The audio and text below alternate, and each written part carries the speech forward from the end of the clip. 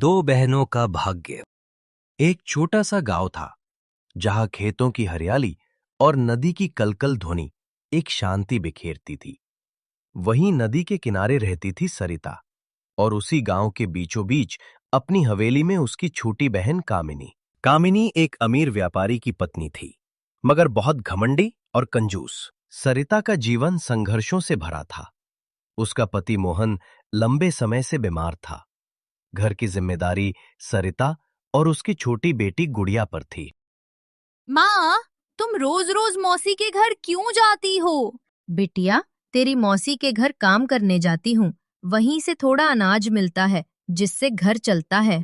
हर सुबह सूरज निकलने से पहले सरिता अपने घर का काम निपटाती, मोहन को दवा देकर गुड़िया को गले लगाती और फिर कामिनी के घर चल देती। सरिता जल्दी जल्दी कामिनी के घर की ओर भागती है, क्योंकि उसे एहसास हो गया था कि आज वो बहुत देर कर चुकी है। वो अपने आंचल से पसीना पोंछती, सांसें थामे तेजी से चलती रही। रास्ते में गांव की औरतें उसे देख मुस्कुराईं। अरे सरिता, फिर भाग रही है? क्या आज भी कामिनी ने बुलाया है? सरिता बस हल्की मुस्कान देती, सिर हिलाकर आगे बढ़ गई।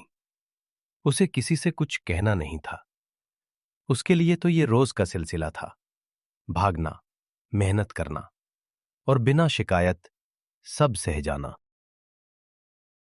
अरे दीदी, आज फिर देर हो गई। हर दिन यही हाल है तुम्हारा। कभी गुड़िया की तबीयत, कभी पति की बीमारी, कोई ना कोई बहाना तो तैयार रहता ही है। इतने बड़े घर का काम क्या अपने आप हो जाएगा? अगर वक्त पर नहीं आ सकती तो मत आया करो। माफ करना बहन, गुड़िया रात भर रोती रही, थोड़ी देर लग गई, लेकिन अब सब काम जल्दी से कर दूंगी। चलो अब खड़ी मत रहो। पहले आंगन साफ करो, फिर बैठक और रसोई में झाड़ू पोछा लगा देना। आज पूरा घर चमकना चाहिए। सरिता सिर झुकाए चुपचाप काम पर लग गई। उसने बिना कुछ कहे झाड़ू उठाई और जैसे जैसे वो फर्श पर चलती, उसके दिल की थकान भी मानो उस धूल के साथ झड़ती जाती। कमरे के कोने कोने में उसका पसीना टपक रहा था, मगर आंखों में फिर भी एक शांति थी। सुनो दीदी, ये चावल उठाओ और देखो इसमें से टूटे हुए दाने निकाल देना।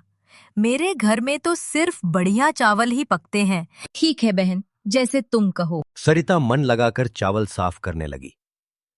वो सोच रही थी, शायद आज कामिनी कुछ अच्छा दे दे और आज का खाने का काम हो जाए। सरिता सारा काम निपटाकर अपने आंचल से पसीना पोंछती है। उसकी हथेलियां झुलस चुकी थीं, फिर भी चेहरे पर थकान से ज्यादा संतोष था। वो झोली उठाकर चुपचाप घर की ओर निकलने लगी थी कि तभी पीछे से एक तीखी आवाज गूंज उठी। अरे दीदी, जरा रुक तो जाओ। इतनी जल्दी क्या है तुम्हें? ये लो, ये टूटे हुए चावल है। मेरे घर में कौन खाएगा इन्हें? तुम ही ले जाओ, तुम्हारे घर में काम आ जाएंगे। सरिता ने थैली ली, कुछ न बोली। उसकी आंखों में आंसू थे, मगर होठों पर कोई शिकायत नहीं थी, क्योंकि उसके लिए तो वही अनमोल था।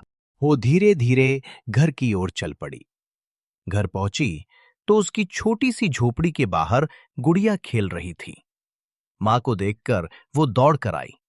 माँ, आज मौसी ने क्या दिया? कुछ खाने को लाईं क्या? हाँ बिटिया, आज चावल दिए हैं, देख कितने अच्छे हैं। वो जानती थी कि ये चावल टूटे फूटे हैं, लेकिन बेटी के सामने उसने उन्हें अच्छा कहा ताकि उसके दिल में कमी का एहसास ना हो। वो रसोई में गई, पुराने बर्तनों में पानी उबालने रख दिया। धीरे धीरे आंच पर वो टूटा चावल पकने लगा। थोड़ी देर बाद जब चावल तैयार हुए, सरिता ने एक छोटी सी थाली में परोसे। पहले मोहन के सामने रखा, फिर गुड़िया के। सरिता, आज फिर वही टूटा चावल? हाँ, लेकिन भगवान का दिया है, गरम है, स्वाद भी आ जाएगा। गुड़िया ने पहला निवाला खाया और मुस्कुराई। माँ, बहुत स्वादिष्ट है। सरिता की आंखें भर आईं। वो खुद भूखी रह गई, मगर दिल में तृप्ति थी, क्योंकि उसने फिर से अपने परिवार को भूखा नहीं सोने दिया था। सरिता हर रोज की तरह फिर से घर का सारा काम करके कामिनी के घर की ओर निकल जाती है। दीदी, कल हमारे घर बड़ी पूजा है। मेरे पति को व्यापार में बहुत लाभ हुआ है। बहुत सारे मेहमान आएंगे। सुबह सुबह आ जाना, मुझे पूरी मदद चाहिए। ठीक है बहन, मैं भोर में ही आ जाऊंगी। अगली सुबह सरिता ने जल्दी उठकर अपने घर का सारा काम निपटाया। मोहन को दवा दी। गुड़िया से कहा, बिटिया, आज तेरी मौसी के घर पूजा है, देर हो सकती है, पर देखना पिताजी को दवा जरूर देना। ठीक है माँ, और मिठाई जरूर लाना। सरिता मुस्कुराई और निकल पड़ी। पूरा दिन उसने पूजा की तैयारी में बिताया। झाड़ू पोछा, बर्तन, रसोई, पकवान, सब कुछ। पूजा शुरू हुई और सरिता एक कोने में खड़ी सब कुछ देख रही थी। उसके मन में तरह तरह के भाव उठ रहे थे।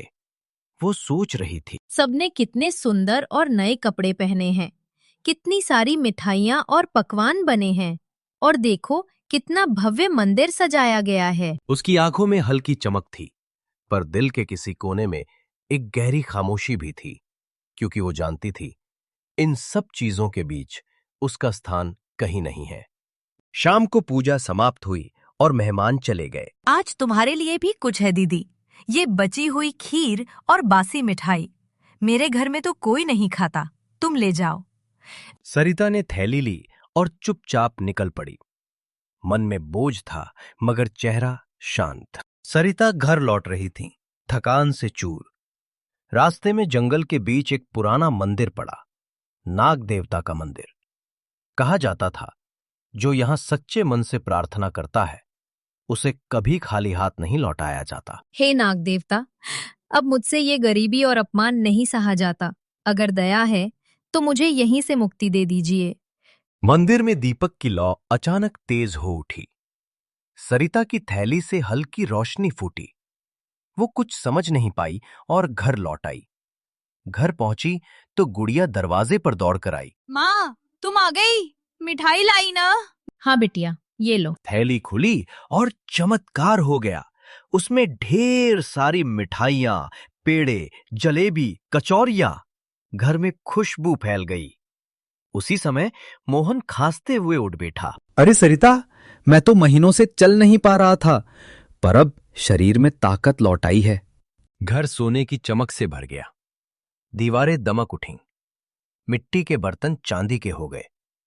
सरिता की आंखों से खुशी के आंसू बह निकले। हे नाग देवता, आपकी कृपा अपार है।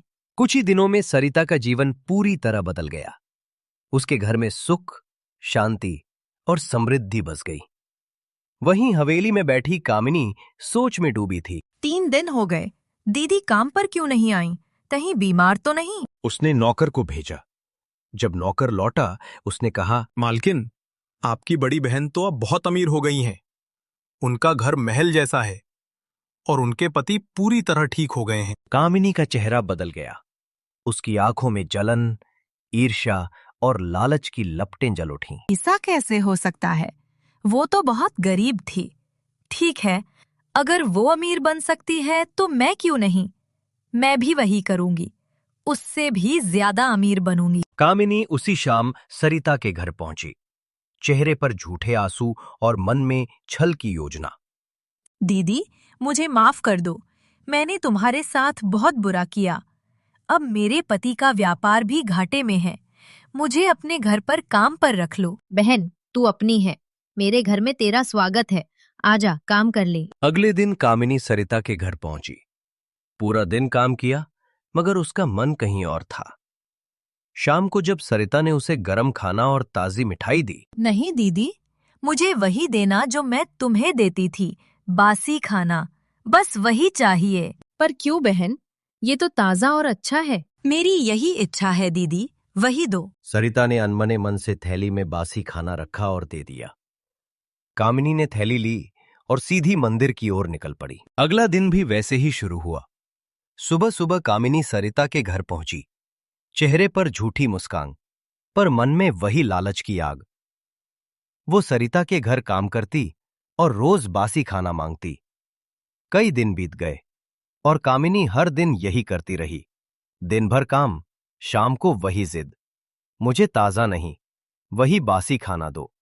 सरिता समझ नहीं पा रही थी कि आखिर कामिनी ऐसा क्यों कर रही है, पर उसने कभी कोई सवाल नहीं किया। वो बस हर बार चुपचाप वही पुराना खाना थैली में भरकर दे देती थी। कुछ दिन बाद अब तो काफी दिन हो गए हैं दीदी के घर काम करते करते। अब मैं नाग देवता के मंदिर जाती हूँ और उनसे वैसे ही प्रार्थना करती हूँ जैसे दीदी ने की थी। हे नाग देवता, मेरी बड़ी बहन मुझे रोज बासी खाना देती है। मैं बहुत दुखी हूँ। अब मुझसे ये जीवन नहीं सहा जाता। मुझे यहीं डस लीजिए ताकि मैं इस दुख भरे जीवन से मुक्त हो जाऊं। मुझ पर दया कीजिए नाग देवता। तभी मंदिर में भारी गूंज उठी। दीपक की लौ धधकने लगी। मूर्ख स्त्री, तू झूठ बोलती है। तेरी बहन तुझसे प्रेम करती थी, मगर तू ईर्ष्या और लालच में अंधी हो गई। तेरी बहन ने सच्चे दिल से मेहनत की और पूरे भाव से प्रार्थना की, इसलिए मैंने उसे उसके सच्चे भाव का इनाम दिया। तेरी तरह नहीं, जो जानबूझकर झूठी कहानी सुनाने लगी। जा, तेरे लालच का परिणाम अब तुझे भुगतना होगा।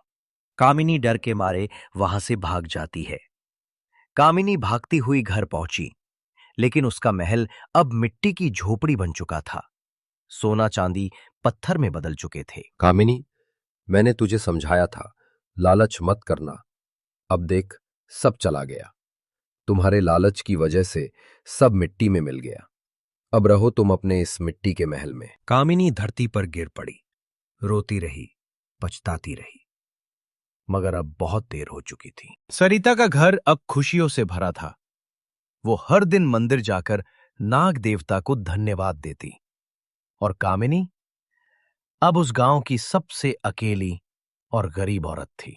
और इसी तरह कामिनी का लालच उसे मिट्टी में मिला गया, जबकि सरिता की सच्चाई और मेहनत ने उसे भगवान का आशीर्वाद दिलाया। हमेशा सच्चे रहो, मेहनत करो, क्योंकि लालच हमेशा विनाश लाता है। अगर आपको यह कहानी पसंद आई हो तो वीडियो को लाइक करें, चैनल को सब्सक्राइब करें और अपनी राय कमेंट्स में जरूर बताएं।